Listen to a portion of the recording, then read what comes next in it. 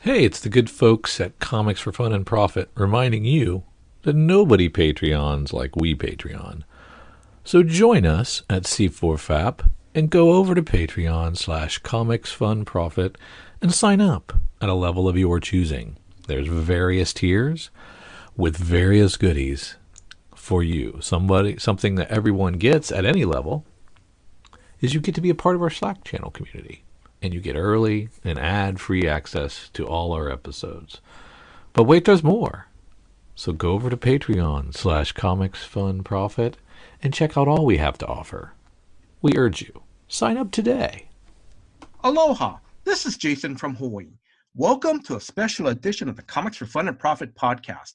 In this episode, I will be interviewing writer Curtis Clow. He is here to promote his new graphic novel, Beastlands, Keepers of the Kingdom from Dark Horse. Now, this is his first big direct market release.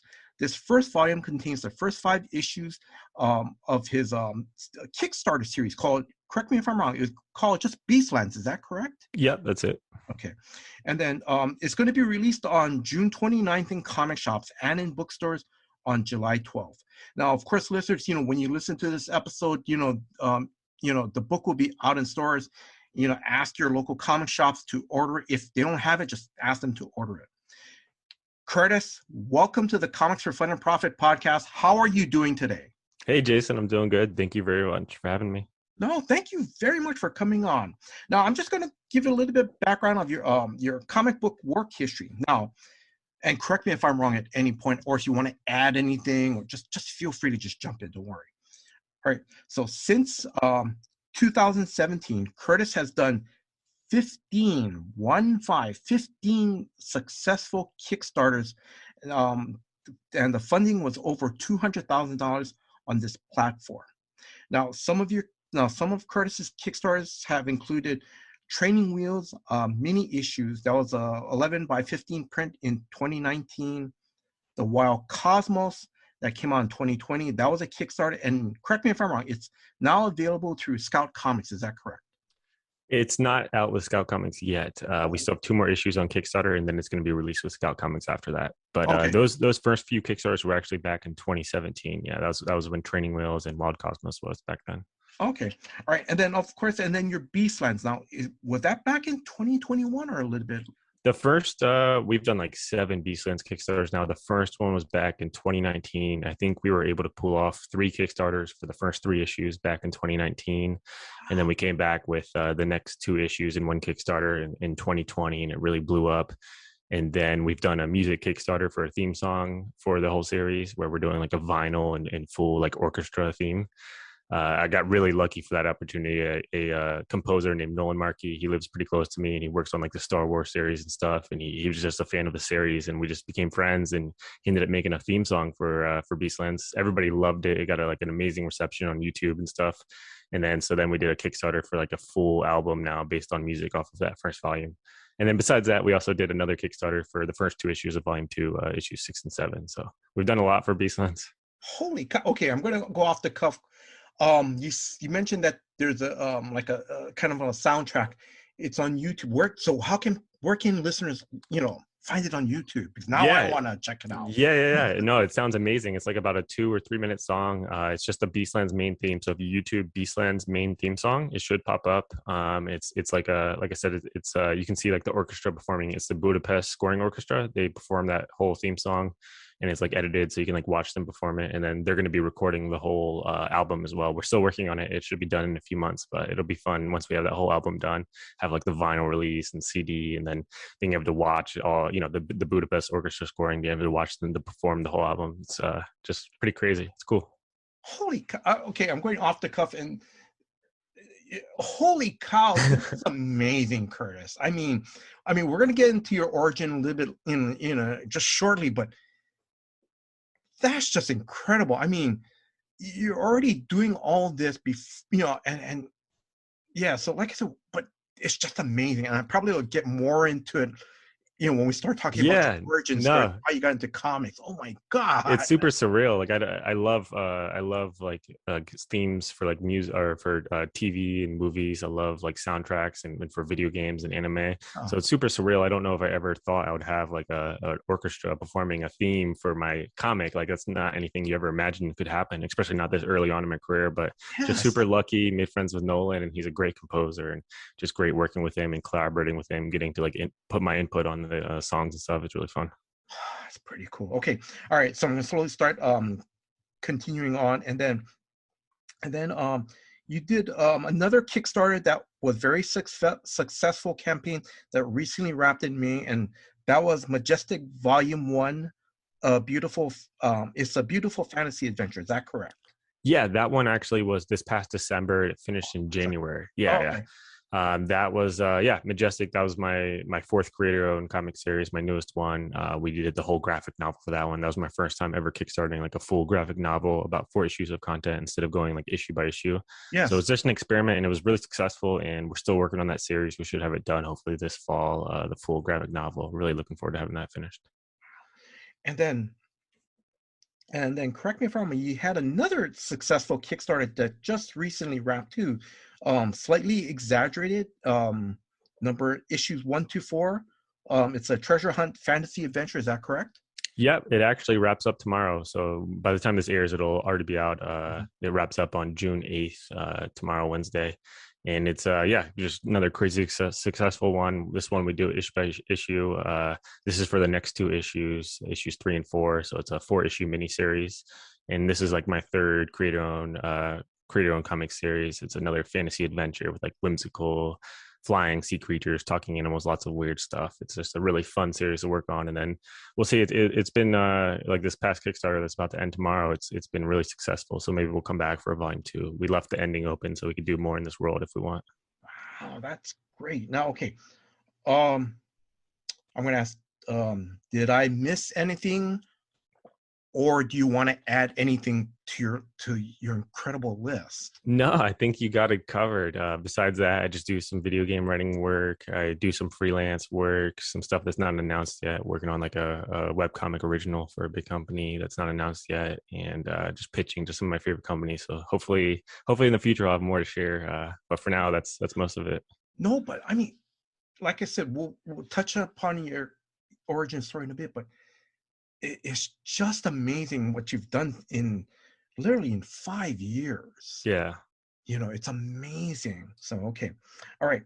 Now before I continue on, I want to let the listeners know that I did get some information about Curtis from the Comics Beat article that Curtis had sent me that was dated December 17th, 2021.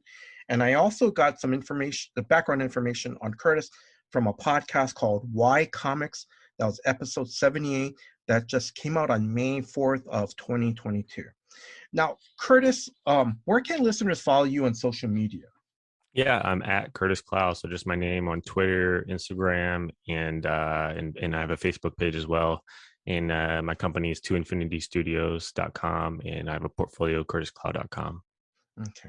All right. Now, so I'm just gonna start off just, where did you grow up? I grew up on the East Coast in Maryland. So I grew up out there on the East Coast and moved to California when I was 19, out on my own. And then I started getting into comics once I moved to California. I was always kind of drawn to them as a kid, but I didn't really quite know where to buy them. I would get them from like Borders. It was a music store we had over there, and I would just get random issues and stuff. But I never would read anything monthly until my early 20s, like late teens. I started getting into a lot of Image stuff, and that's where I like fell in love with comics. Now, the other thing is, actually, let me ask this other question, then I'll go back to the Image stuff. Is like, do you remember what was your first either comic or manga that you read?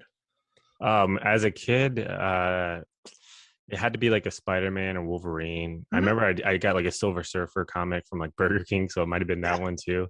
And then that's when I would like try to make them as myself as a kid. But I don't even know if I actually like read it all the way through. I don't know if I understood even how to like read comics and the way the word balloons flow and stuff. Hmm. Besides that, when I really got into them, I can't even remember what was the first one that I read. It might have been something off Kickstarter or something from Image. Wow. Okay. All right. And then correct me if I'm because I'm gonna hopefully I got this correct. And also you enjoy anime. Do you remember what was your first anime that you watched or Oh yeah, I love anime. Big, still watch a lot to this day. A lot of yeah. anime movies, a lot of anime shows. Studio Ghibli, big fan of all of their stuff. Princess Mononoke is probably my favorite of their films. Hmm. Miyazaki, huge fan of his whole career and everything he's made.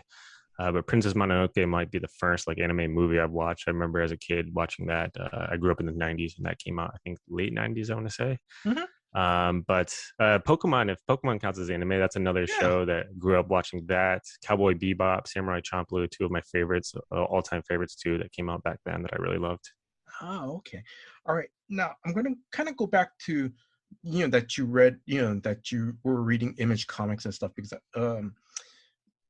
and again, correct me if I'm wrong, but some of your favorite writers were of course Robert Kirkman, Rick Remender, is that correct? Yeah, big fan of them. I mean, Kirkman, he's obviously just a inspiration on how successful he is, what he's done with The Walking Dead and Mhm. Skybound. And Rick Remender, I really love his writing style. He's somebody who really influences me. And I mean, I'm just inspired by everything I read from him.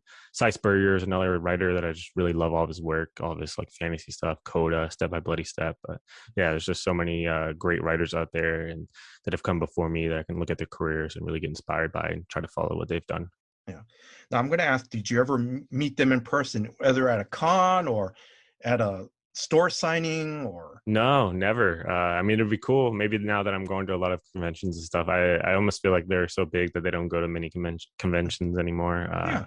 But I mean, yeah, it'd be cool. Hopefully, one day I'll get to meet them and just let them know thank you for showing me how it's done. That's yes. And I'm sure that's going to be amazing. I'm sure it's going to be amazing when you meet them and for them to hear your background. Just Yeah, yeah, wow. that'd be cool. Okay. Now, let's see. I know you grew up with like, Pokemon. I remember I think one of you mentioned in I think the podcast Yu-Gi-Oh! Was that another one that you're Yeah, Yu-Gi-Oh, Digimon, they're all kind of these similar that were I think they're all from like the late 90s ish, early mhm. 2000s, and they were all kind of similar, trying to like go on that sort of Pokemon hype. Digimon might even come out before Pokemon, I don't remember, but yeah, it's I mean, I just loved all that stuff. It's just really, really imaginative stuff with these kind of like pocket monster type Mhm, yeah. stories, all very similar, but they're all great. And back then, I mean, that was my whole life as a kid. Pokemon, loved it. Mhm. I'm gonna ask, did you like getting into cards or figures when you Oh were a yeah. kid? Oh, loved it all. Yeah. Watched the movies in theaters, watched all of the anime shows, had the Mhm, cards, had a whole mhm. binder full of holographic cards and stuff. Had these stuffed animals. I would go to I think it was Barnes and Nobles back then or some bookstore Yeah. back then where you could like actually like play the card game, and I would try to play that. And the Game Boy game, loved it as a classic. Ah, that's nice. Now I'm gonna ask, do you still have any of the cards, the Pokemon cards? Sadly, no, and they're starting to become worth a lot now these days. So I was just asking my dad if he still had them in like in the attic or something, but I think he got rid of them. Sadly, I had a binder still back then, but not anymore. Who knows, right? Who knows? Maybe, it could be that one box in that corner, right? You know, Yeah, it could be. 10 years Actually, I gotta from go. now. I gotta go search myself. Yeah. Yeah. All right. Now, this part here, now, listeners, this is the part I wanted to talk to Curtis about is that, that, you know, as listeners, we know that there's a lot of ways to breaking into comics, and there's no two ways are the same. And this part here, I made it clear to Curtis, it's not grilling questions. It's kind of a process question section where the purpose is, hopefully to provide insight and also spark creative ideas or inspire someone, who, always wanted to create their own comics. Now, um, Curtis, I'm going to ask you, like, when because I know you said that you mentioned like when you read your first Silver Surfer comic that you kind of start to make your own comic. And correct me if I'm wrong because from a previous interview, didn't you like sort of made your own comic? You completed it and everything. Yeah, I did back as a kid. I mean, I might have been in middle school or late elementary school, Uh huh. and I remember I would draw and write my own comics. And I mean, I didn't know what I was doing and how to draw or anything, but I was just practice. It was just good practice telling stories. I was writing my own stories a lot back then, and I was just something I was always drawn to and loved. Oh, okay. And then like I'm just asking. So I'm just asking like, you know, did you take any English literature classes, writing classes, or like when did the spark for you to finally go, I I want to do this as a career? Yeah, I was always into English class, and a lot of it bored me. But whenever it came to creative writing parts, that's what I really loved and would like try hard at. And same with art classes. A Mhm. lot of it was boring, but when it came to actually drawing and stuff, I really loved those parts. Sadly, those parts weren't big enough that it didn't. I didn't actually get to practice enough back then in school, but. Probably in college, I still didn't take any creative writing or anything. But Yeah. once I started working full time after that, I was really trying to learn how to draw better and Mhm. write better, and I just kind of like searched the web and tried to like search on YouTube and read writing books and pretty Mhm. much self-taught that way, and hiring editors to review my scripts and stuff, and that really helped me learn a lot. But never really any creative writing classes actually. Yeah. No, but and this is the part where I think it's really amazing is that it's all that I it's there it's again it's like um there's no right way, there's no right path to writing. Hmm. And what's pretty cool is that um he did all the it's all self-taught. And I think the cool thing, because I remember you mentioned in the podcast in a different podcast that you hired editors. Yeah, That's that's something amazing. I It's highly recommend, because like even though you're not taking a writing class or anything, it's almost like having like an instructor or teacher like review your stuff. And these editors aren't going to hold back. You're paying them, but they're going to be hard on you, and they're going to let you know what you're doing wrong as far as storytelling, and even just like in comic scripts and stuff. It's really important to get feedback on your comic scripts before you actually start working in comics and working with artists, so that your comic scripts are really good. I thought, I know this is an off the cuff question, like I'm like where like where like on the internet, is there a certain website if someone is interested in just either being a novelist or a comic book writer? Is there a certain website that's pretty legit to go to hire an editor? I mean, you can just go search on like Twitter and stuff and search if any comic editors are available. A good one that I've worked with before is Mike Martz. I mean, he's an editor who's worked for Marvel. Yes. He's the head editor of Aftershock, and Yes. even though that's his full time job, he has a website called the Comics Coach where you can hire him to review your stuff if he has time. You pay him, and he'll review your story notes or your scripts. Wow, that's pretty good. um and then let's see. I'm gonna Now, I know in 2017 you started your Kickstarter. Can you talk about what made you decide to do what made you decide to go, I'm just going to go for it. I'm just going to make my own comic, you know, explain that part. Yeah, And I why was Kickstarter too? Yeah, I was a fan of Kickstarter ever since it started. I think it started in 2009, 2010. I think I Mhm, was still in high school at the time. And I remember seeing it, and I was just always drawn to it. I was like, this seems like a great idea. Like, mhm, if you just have an idea and build a page on Kickstarter and you can find fans that want to back it, then you get money to actually make it. Because that's the hard part about comics is it's, as a writer, you have to pay for everything. You have to pay for the art, you have to pay for the mhm, printing. And unless you're rich and have a lot of money, you can't really afford it. You can't afford to make a comic. So this is an opportunity for you to get your start and create your own comics, and make something, so that mhm. maybe you can have a career in the future without it's just an opportunity to do that without being in debt and putting it all in credit cards and stuff. And you can actually build a fan base over the years through Kickstarter too. So I just knew Yes. Kickstarter seemed like a cool thing. I was actually thinking of kickstarting a game at first, and that's a lot of work, to build a game alone. It's not something I'm quite ready for. Mhm. So then I transitioned into writing a story for a comic, and that was when I also started falling in love with comics at the time, and that's where I realized like comics is probably going to be my medium of choice for writing.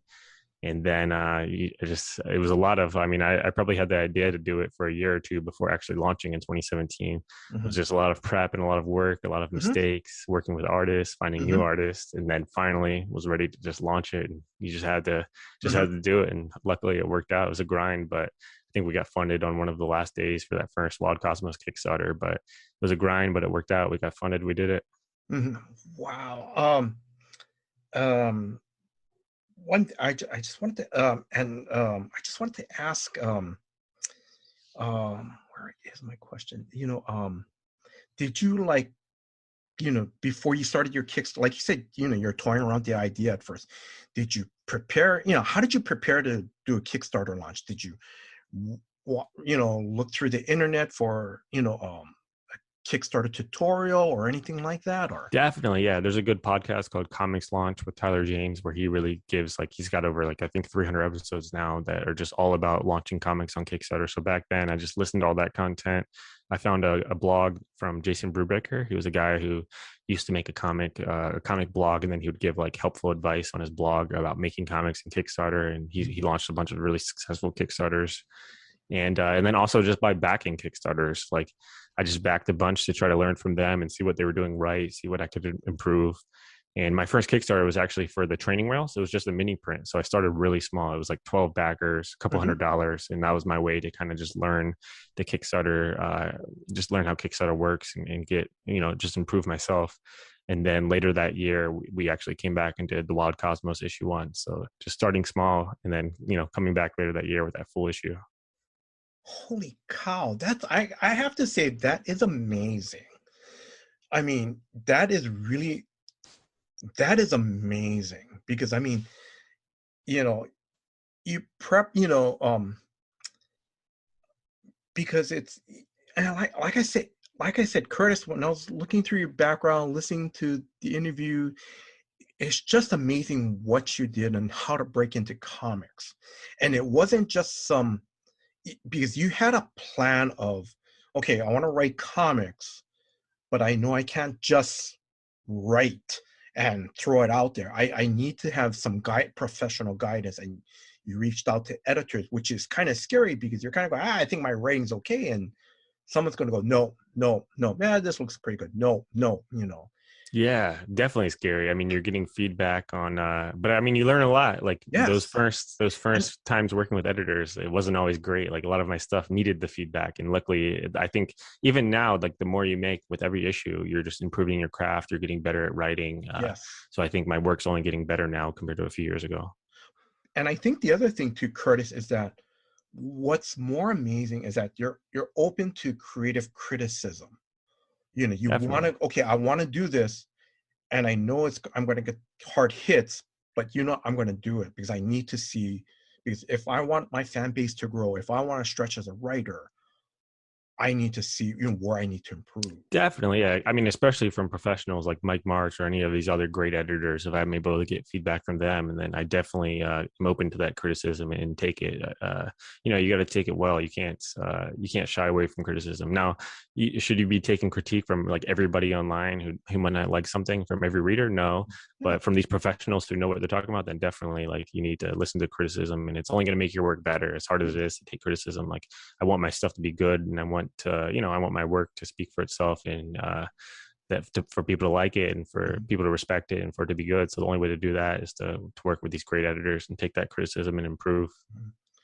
And then the other thing too about the Kickstarter too is that, again, that I have to say that's amazing that what you did was, you know, um, because it's again, how you broke into comics is then again is that, it's like instead of just going online and looking at whatever article pops up about how to do a Kickstarter, you're kind of going, no, I need to find out not only who's doing this correctly, but also too, you're kind of jumping in your feet, well, not feet first, you're putting your toe into the water by going small and then just grow it from there. Because some of us would just go, wait, I want to make this 80-page comic, and throw it on Kickstarter because we always want to go big, right? Yeah, no, I mean that was the wild cosmos at first. I wanted to do like 20 issues, 25 issues. So it was also about not being scared to reassess and realize, okay, this is my first comic series. Let's start with like a 5 issue series. Let's cut a lot of the story. Yeah.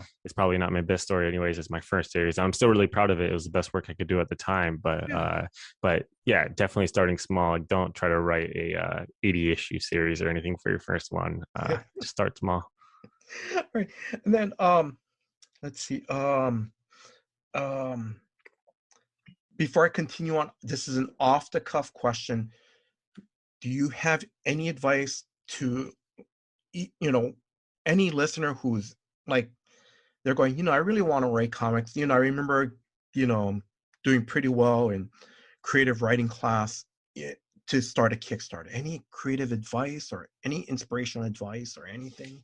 Yeah, just start writing. Like it's same as launching small when you with your first launch. Like launch a first issue and start small with that, but start writing smaller scripts just for practice. Like write a 5-page story, write a 10-page story, write a 2-page story. All of that is practice and will make you better. Get those scripts reviewed by an editor. You don't even have to pay for art for those, but that you'll learn a lot. But when you're ready when you think you have like a little mini series ready, start with a mini series and throw that first issue on Kickstarter for a goal of maybe anywhere between 2,500 and 5,000. And I think that's really doable for your first Kickstarter to build an audience. And then now I'm going to continue on. So may I ask about your own imprint to Infinity Studios? How did that come about? What's the origin of that? Yeah, that's just my home for all of these self-published series. I had to think of a name and a business, so I just wanted to go with something like to Infinity Studios, just to show that the kind of the sky's the limit, and that it's if I put my mind to it, I can make this stuff on my own through Kickstarter.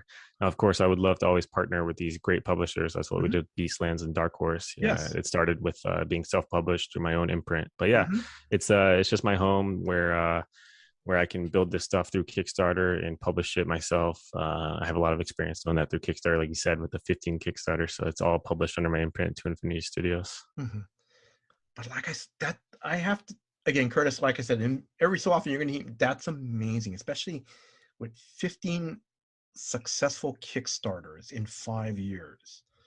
That is just great. Yeah, it's a lot of work. Kickstarters are exhausting. You can feel burnt out after this one ends tomorrow. I'm definitely going to need a few days just off the internet, just relax and not look at my phone anymore, because you're constantly checking updates and stuff. And then the fulfillment side and shipping, I still do all of that myself. It's something I'll probably shy away from in the future and work with like a warehouse company to help do the shipping for me.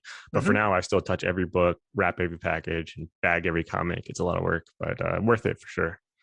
But also too, but what's also kind of nice too is that, it's kind of like, and I cannot imagine the amount of work you got to put in is just because literally you're a one-man company, but you get to see the whole process. You get to do the whole process.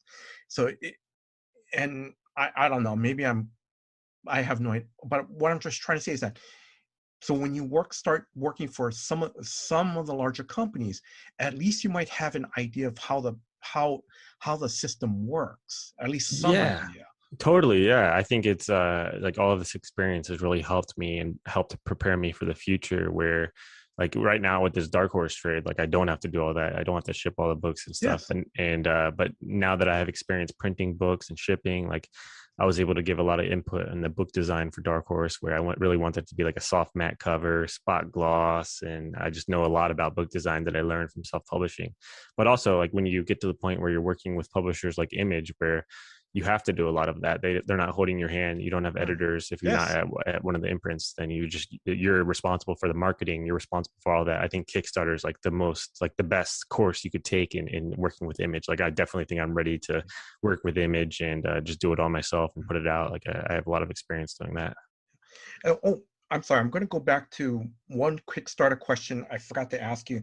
Now, correct me if I'm wrong, because when I looked at some of your past Kickstarters, it looks like you offer like 2 or 3 issues at a time.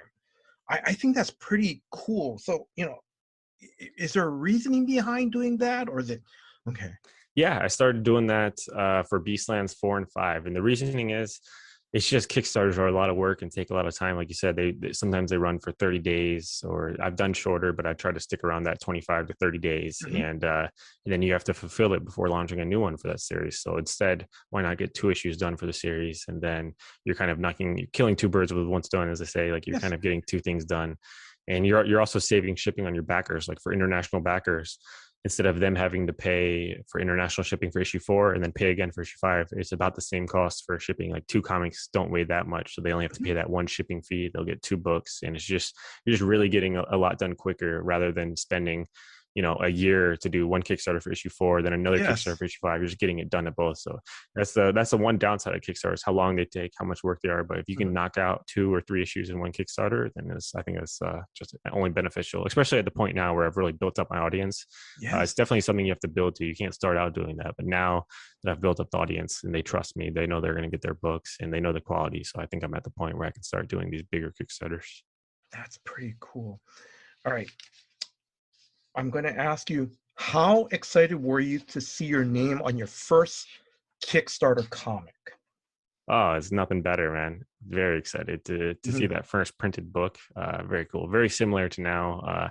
I just got my comp issues from Dark Horse yesterday, and it was very surreal and got a little teary-eyed when I was opening the package and realized it was the Dark Horse comps. Like seeing my name on that Dark Horse trade. It's just awesome. It's one of the best parts of the experience. It's the first time you see the book in print. That's really nice. That really is. And I'm going to say this is the perfect segue to go into Beastlands, Keepers of the Kingdom. Now, may I ask, can you tell the listeners what is the Beastlands trade is about, the story is about? Yeah, so it's a fantasy adventure world where some people have these companion beasts known as keepers. They're about the size of horses. They're these lifelong companion pets. They can die, they can get injured, they can be killed. They are like real pets. They don't have any magical abilities or elemental abilities. As cool as that would be, I try to give it a really original take, and it's a really grounded world, even though you have these giant lifelong beasts, but they can, like I said, they can get injured. It's about a boy that has to save his beast and friends before a Mhm. king tries to execute all the beasts in the world. He's dealing with the loss of his daughter, and he's kind of taking it out on all of the keepers. And then also, well, I'm going to hold off that question in a bit. So, and then I'm going to ask, like, like, how did you come up with this story, or what inspired you to write this story? Yeah, like you said, I'm really inspired by things like Pokemon, Princess Mononoke. So all of my influence of growing up went into it. But I try to make a more original world too, where I have these world building rules. Like I said, these beasts can get killed. They don't have any magical Mhm. abilities. But I try to put something personal into these stories too, where it's a more meaningful story, and I think readers can connect with it too. If you try to make, instead of just entertainment, like I want my stories to mean something, and hopefully people will see the deeper themes. So it's really about the human and pet bond and relationship. My dog was hit by a car back in 2016, and she survived, but it was very traumatic. I had to carry her home, and I thought she was dying in my arms at the time. It was very traumatic, but she made a full recovery. But it took a lot of extra care, and I really bonded with her more. So that whole experience, I just really influenced Beastlands, and that's kind of at the core and heart of Beastlands. Like that was a lot of inspiration for the story. Then I'm just going to ask your dog's name. What's her name? Her name's Ellie. She's a beagle. She just turned 6 now, fully recovered from the accident. She wouldn't even know that she got hit. I'm so yeah. When I heard about that on the podcast, it's like, oh my god, I'm so sorry to hear about that. I'm like, Yeah, oh. it was a lot to go through, but luckily it was everything went good with the recovery, and it just brought me and her closer, and she's fine now. So Um, and I'm going to say, like you mentioned this off the cuff, because like you mentioned, because I read the first 5 issues, and I forgot to say thank you very much for the advance oh, of course, yeah. issues. Thank you very much, because Hmm. um that's one of the things I kind of saw was that, well, and correct me if I'm wrong, because one of the themes I thought I saw was like the unconditional love between the bonding between the keepers, you know, and their owners, Definitely, yeah, yeah. Like Mac isn't the best companion to start with, and he's kind of yeah, hard on his keeper. But you see, like by the middle of the series, that his keeper still loves him and is there for him even yes. when he needs him the most. And then I'm going to say we are not going to spoil this, okay? Because our first page was, oh my god, it was heartbreaking. Because we there's a picture of a keeper, and you could tell it's like it has the face of a dog, and then that's it. I'm not gonna say anything else because oh my god, it sets the story up. Yeah, I mean that's a lot of people have a rough time with that first 2 pages, but we really tried to. I mean, for that especially, we really tried to make it so you could kind of sympathize with that keeper, and we gave it the face of a dog. It's white, like it's very friendly looking, and it just makes it hit even harder when you see what happens. So. Oh my god, yes. Okay. So like I said, I'm trying to stay away from spoilers or anything else like that. So I'm gonna let me ask you. So who are your main characters in the story? The main characters are Mac, Ava, and Ping. They're a diverse cast. They're all like in the high school age, so they're all teens. They're angsty teens on this adventure. The kind of through line throughout the series is they're looking for Mac's father and trying to find out what he was after, and then they're kind of getting pulled into these other adventures on the side. So now that's when they're getting pulled into this issue with the Kingdom of Griff, with this kind of king that wants to execute all the keepers. Mm-hmm. Yeah, and it's very, like, listeners, this is very it's a it's this graphic novel is very good. Our trade is very good. Um, let's see. I'm gonna ask. So, is Mac, Ava, and Ping, are they based off anyone you know, or anyone that you know in real life, or any characters you've seen in movies or TV shows? No, I wouldn't say based off. I guess as a writer, like every time you're writing characters, it's a little bit of you and maybe people you've met throughout your life experiences all combined into these. Like you try to make your characters original, but they're all flawed characters in their own ways. Mm-hmm. Mac, he's very selfish, trying to get out of his own ways. Ava, she's just out to fight, like in very butting heads with the other two, and even Ping, like she's kind of scared and more Mm-hmm. timid and scared to fight on her own. So they all have their own flaws and a lot of room to grow throughout the series. But yeah, I guess as a writer, it's a little bit of yourself and just any like interesting characters you met through your life.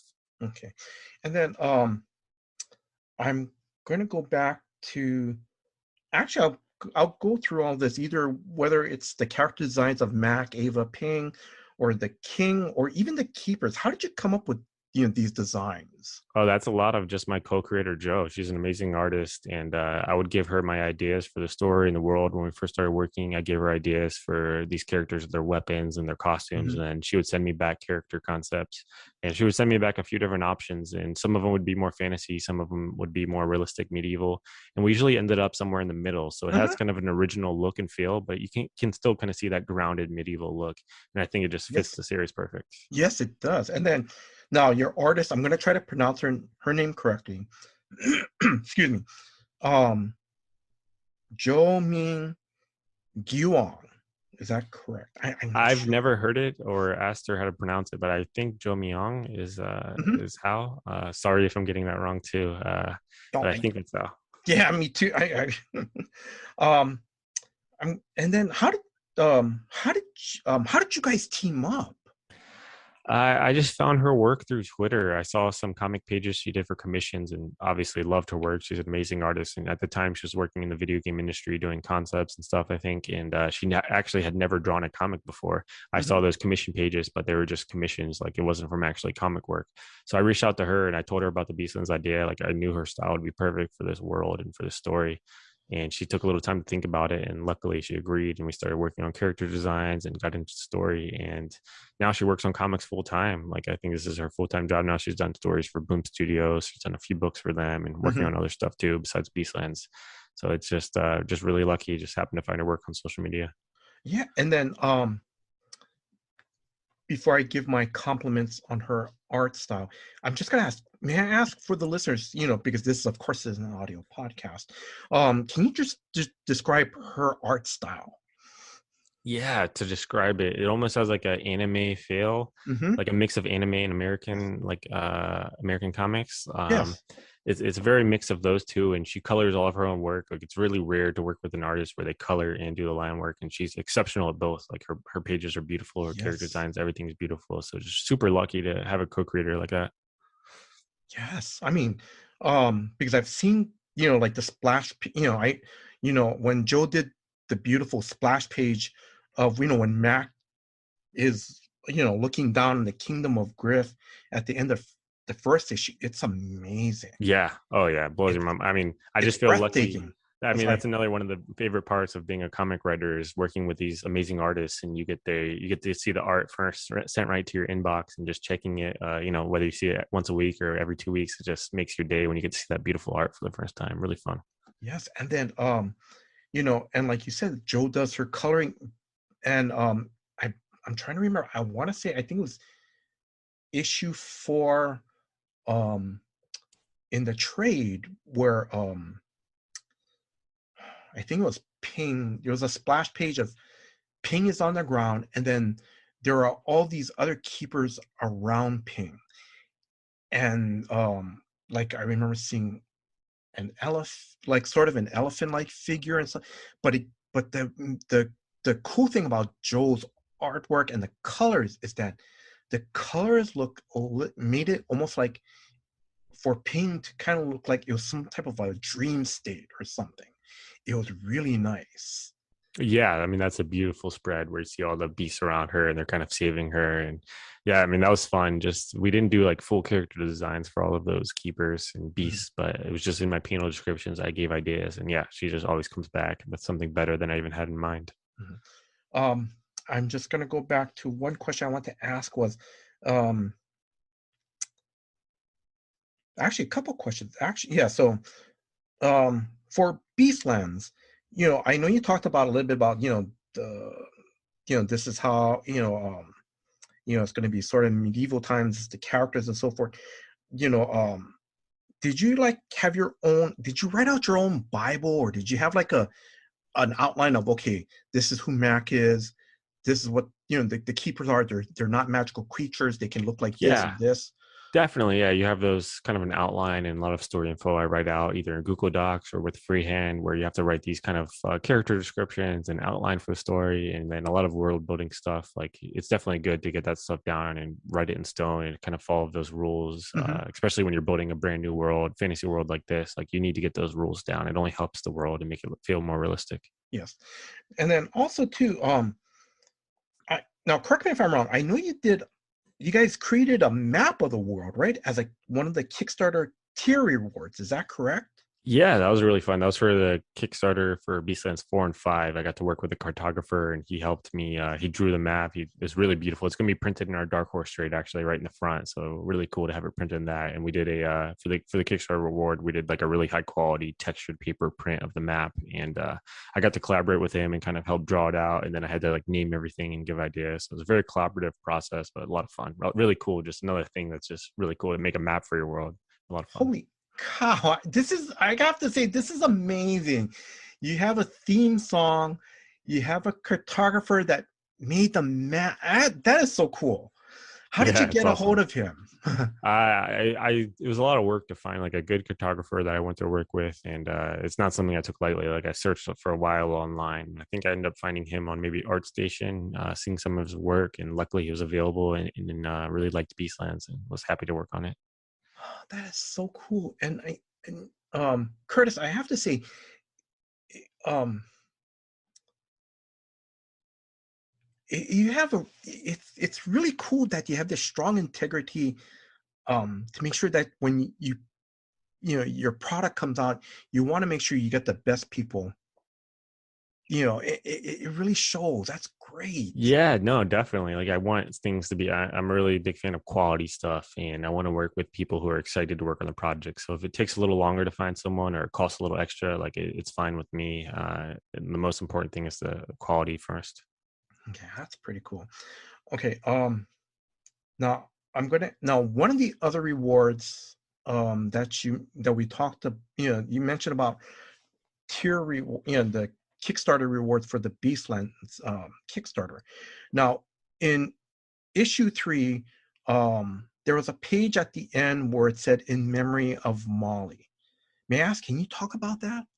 Yeah, that's for a few of the Kickstarters. We haven't done it lately, but some of the old Kickstarters on Beastlands, we did a Beastlandsified commission slot where we would have a few available, and actually a lot of backers would end up doing it for sometimes pets that passed away. So it was really cool. We had a few of them that were kind of in memory of on the end of issues. That one was for somebody's a backer's dog named Molly that passed away, and Joe would kind of recreate the art and draw the backer and draw their pet kind of as a Beastlands keeper, kind of bigger, like the horse size with the big ear on the back. So it's just a great way to kind of immortalize their pet and help them remember it. And then besides being printed in the book, we send them like a digital high-res version of it. So it's just a cool thing we could do. I don't know if we'll do it again, but it was fun the times we've done it. It's a lot of extra work for Joe because she has to really draw and put a lot of thought into it and respect the backer's pet and everything. But I'm glad we got to do it. It was fun. I mean, because when I was reading the issue, it was really nice. It was very well done. It really was. So I'm going to throw this off the cuff question. Is that page going to appear in the trade as well? No, those aren't going to appear in the trade. Yeah, just when it comes to printing with publishers like Dark Horse and stuff, and in a trade, you're really limited to the number of pages. So we weren't even able to get all of the variant covers in the back of the book because the story is already so many pages. So I think we have like 3 of the variant covers back there. I would love to have them all. I love all the variant covers we've done. And then we have some room in the back. For one of the Kickstarter awards, we did a making of PDF where I worked with the head designer over at Skybound Image, and he helped me make this like 6-page making of PDF. So that'll be printed in the back of the Dark Horse books. I'm really excited for more people to check that out. Me and Joe kind of give commentary on the character designs and our process working together. Okay. I'm going to ask you, besides Joe, do you want to give shout outs to anyone else who helped you with this amazing book?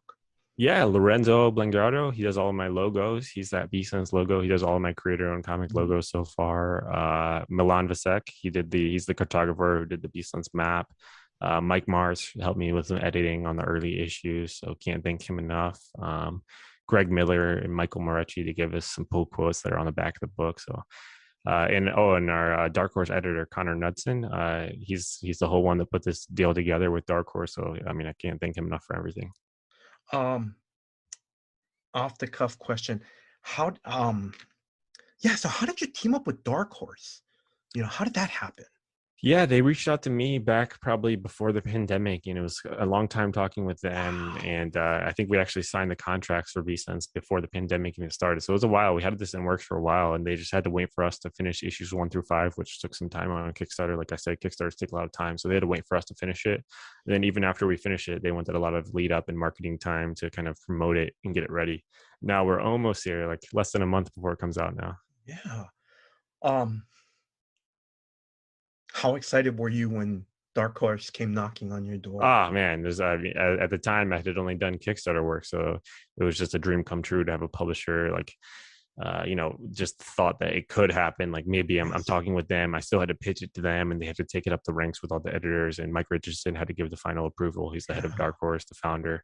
So it was still I was very, very nerve wracking, like hoping it would get approved and stuff. But it did. Everything went well, and then signed the contract, and then it was still just a waning game. Like I couldn't even talk about it. Like it was years before it just got announced this past December. So it was years before, after signing contract, it was years before like I could even say that the deal's here and it's done. And now you can finally talk about it. It feels good, but now it's just another 6 months of waiting up to the release. And now it's less than a month before it's out now. So almost there. I'm joking on this part, and please, please don't take this to offense, but so we're like, did your friends go, "Hey, Curtis, how you doing today?" And you're like, that's all right. And you're kind of in the back of your mind going, "Oh my God, Dark Horse called me." Definitely. I can't tell you, Yeah, no, definitely. It sucks. Like, of course, like the closest people in my life knew, like my girlfriend knew about the whole Dark Horse development, but for the most part, you got to keep it under wraps, and you can't be talking about and spilling the beans yet until the official announcement. Oh, yeah. Especially me being my first big book, I didn't want to be responsible for, I'm just playing it by their rules. Yeah. Now that the news is out, it just feels good. It's very, very much a relief. It'll be even another relief once it's finally released. I think that is so cool. I'm going to ask this question. So it's kind of a process question. So Drew, the Comics for Fun and Profit podcast host, he submitted this question. So I know you communicate with Joel back and forth through emails. Did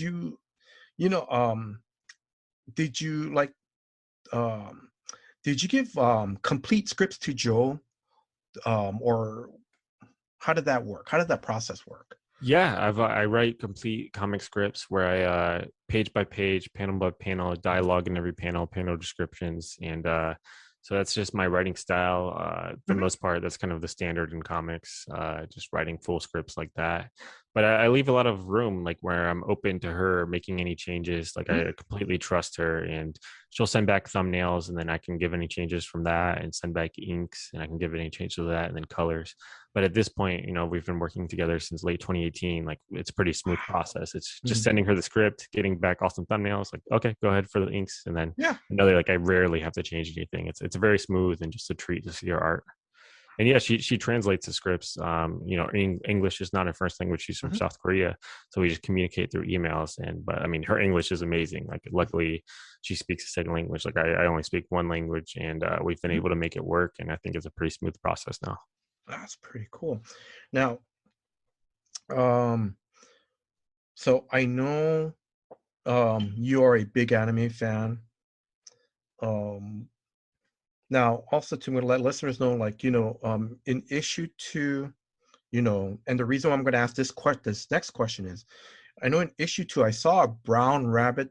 The design looks similar to a Pokemon character. Did you guys have fun putting small Easter eggs in the story? For that one, I think in the panel description, I just said like a rabbit thing with like a bunch of tails. Yeah. But I think that design was kind of just her, so I don't know if she was influenced by some type of Pokemon or anything. But it does kind of remind me of I guess there's probably a Pokemon with like a bunch of tails like that. So Yeah. that's just on her. Like I just my Okay. panel description mixed with her imagination. Yeah, Okay. Because when I saw it, I was like, that looks familiar. yeah, it Just does have a familiar feel. Yeah. no, but it's pretty cool. It really is. Um, let's see. Now, yeah, correct me if I'm wrong, because if I remember correctly, I think you mentioned Beastlands right now is on issues 6 and 7. 6 and 7 were successful Kickstarters. Is that Yeah, campaigns? those Yeah. launched on Kickstarter last summer, and I actually have copies of those already behind me. I'm about halfway done shipping out those Kickstarter rewards. So the next Kickstarter will probably be for the next two issues. We're still, even with this Dark Horse deal, it's all creator owned, so we can still continue to Kickstarter single issue by single issue, and or two issues at a time. And we do really well on Kickstarter, so it's kind of in our favor to do Kickstarter. Then hopefully they'll want to sign Volume 2 as well. But yeah, we're already started on Volume 2 with the first two issues. Volume 2 will be issues 6 through 10, and Mhm. we'll see. We'll sure get to issue 10. Hopefully, we can do more after that as long as we're successful enough. And then like like how long are you looking to have this series go run? It depends. Like I have outlines up to issues 25. Like I think it's such an interesting world that Yes. we could really expand on it and show a lot of different parts of the world and show the story. But it also depends on Joe. Like it's a lot of work for her to draw the series. Like she wants time to work on other stuff too. So if she's willing to keep drawing up to issue 10, like I'm happy to keep working on it and Mhm. keep making more volumes. And even after we wrap up this story, like I have so many ideas for like side stories and Beastlands that I think would be a lot of fun. Oh, that is pretty cool. Um, Now you mentioned that you're a Pokemon fan. Um, have you and you talked about you're thinking of doing uh, um, do a Kickstarter for a game in when you first started all this. Have you toyed with the idea of turning this into a card game like Pokemon? Oh, definitely. Yeah. I'm working on something on the side now for it. I have been Oh for my like a year or gosh. two, but Mhm. it's I just really want it to be good. So I don't know if it'll actually come out. Like I love Yeah. card games and board games and video games. So if I could make a video game one day, an indie game, pixel art, like that'd be so cool. But I just really want it to be good. So for this card game to actually come out, like I would Yeah. have to actually like hire somebody to help me play test it. Same thing as like hiring an editor. Like I want to hire a real Yes. board game consultant to help me make sure this thing's the best it can be in its quality. Cause I already know like if we get another artist or if we get Joe to do all the character art on the cards, like I know it'll look amazing, but I want to make sure it's fun to play and a little dueling Yes. type game. But yeah, I think Beastlands fits itself perfectly for like a card game type of game. It'd be really fun and it's perfect for the franchise. Curtis, I have to say, this is amazing. I mean, you have big dreams, and it's just, and we're only talking about Beastland, theme song, cartographer, and you're just thinking of, okay, if I do this card game, I want to make sure it's right and oh my, and it's fun. Oh my Yeah, God, no, that's I mean great. I'm a fan of board games and card games. I love playing them every week. So like I want my game to be fun to play too, of course. Like I want it to be good. Yeah. But This is great, though. This is really great. Um, all right. Um, can you talk about any of your future Kickstarters that you have lined up for the rest of the year?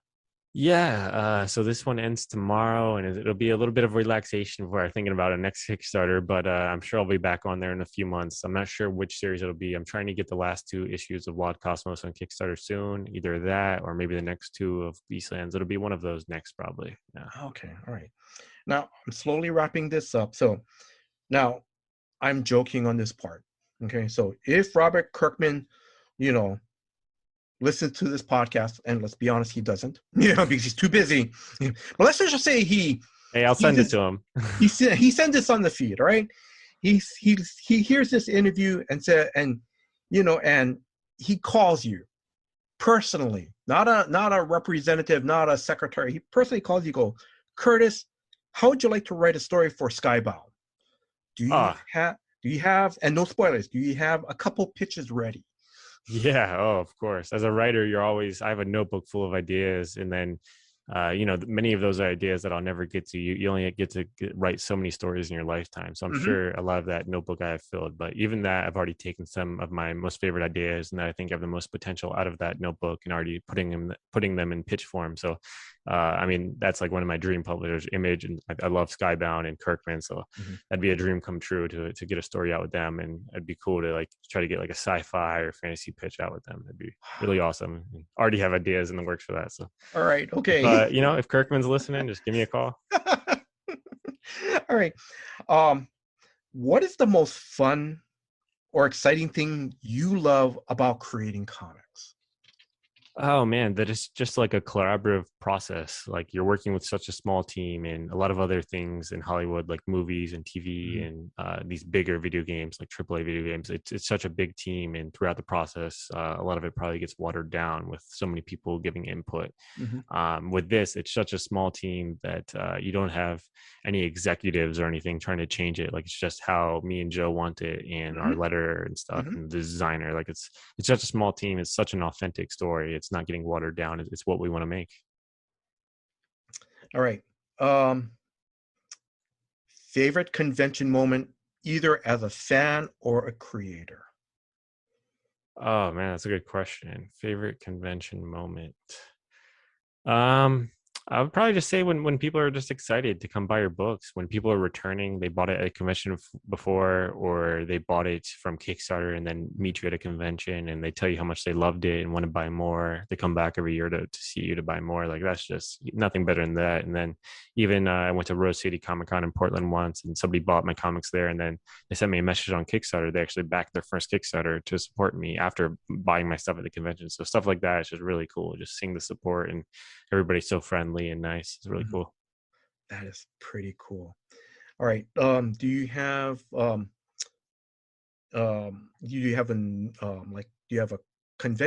upcoming convention appearance or store signing appearance like in the fall or anything? Oh yeah, I'm going to be doing a lot of comic signings and bookstore signings in the next month. Everything got kind of delayed, so I don't have anything set in stone yet with the book shipping delays by like 2 weeks. So I should be at a few comic shops at the end of June, and then hopefully my local Barnes and Noble in Orange County here for the Dark Horse signing in early July. I'm hoping to make it to San Diego Comic Con in July. Waiting to see if I got a table. I just went to San Diego Special Edition in this past October. That was my first time at San Diego Comic Con, and that one was a little watered down. It was their special edition, first time after COVID having a show. But hopefully, I'll be able to make it this summer to like the real thing, and I'll also be at LA Comic Con this December, and hopefully, I'll be able to fly out to New York Comic Con this fall. Waiting to see if I get into that one too. That'd be nice. Yeah, hopefully make a return to the East Coast, and I've never been to New York Comic Con. I know it's one of the biggest shows too, so that'd be really fun. Yeah. Off the cuff question. I know you said that you kind of went down to like a watered version, San Diego Comic Con last year. How exciting was that for you? It was still awesome. Yeah, no, I mean, anytime you get to travel for shows, I live in Orange County, California, so it's just a 2-hour drive for me. And anytime traveling for shows, staying in a hotel, it's just a fun experience, and it's a blast. Like, just hanging out in a new city, getting to sell comics, make new fans. And at San Diego Comic-Con, it's such like a notable show. Even though it was watered down, it was still so much fun. And I think that was one of my first shows back after COVID, like after almost 2 years with no show. So it was just great to have them back. Hopefully they're here to stay. Mm-hmm. All right. Have you and your family been to Hawaii? I went once with my mom and my two brothers back in I think I was in 8th grade at the time, and I loved it. I went to Oahu, stayed a little outside Honolulu, and loved it. Beautiful place. I hope to return one day. Okay. All right. Last question. Any closing words to our listeners? No closing words. Just you can follow me at Curtis Clow. The Beastlands Dark Horse book is on Amazon and bookstores in July 12th. You can pre-order it already now.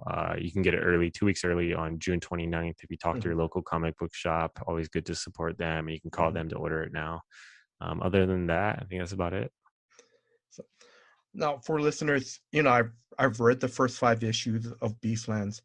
It's very good. It really is.